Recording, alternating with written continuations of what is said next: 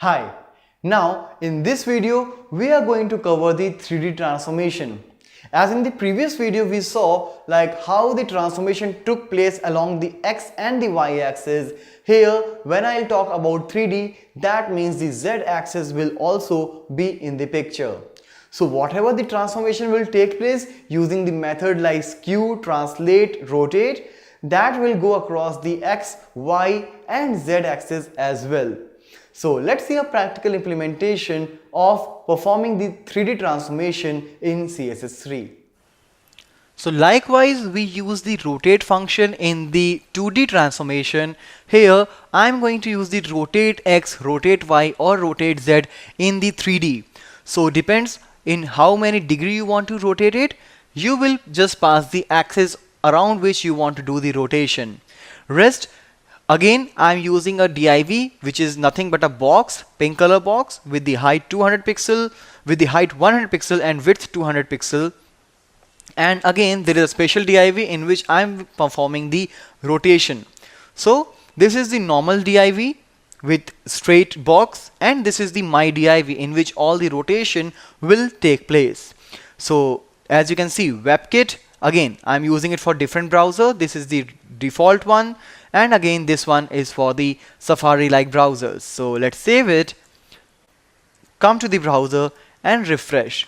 So you can see this is rotated to 150 degree using the x-axis. So the whole text is being rotated as well right after that. All right. So this is tutorialspoint.com. So I think there is a dot at the end. Yes, that's why it's showing at the end also. Yep. So this is tutorialspoint.com. It is being rotated along with the box. Now it is rotated using x-axis. You can do the same using the y-axis also. So rotate y.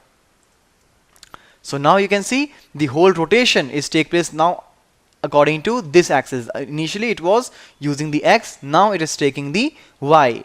Alright, so this is rotate y. It is still written x, but now as you know, like I'm using rotate y, so let's make it rotate y axis. Alright, so this is y. Alright, similarly you can do the, because it is 3D, there is z axis also, there is z axis, so you can use rotate z as well. So now the rotation will take place as per the z. So let's save it, come to the browser, and here you can see the third dimension of it. All right, so these are, as I said, like these are the things which I'm just using it in the transformation.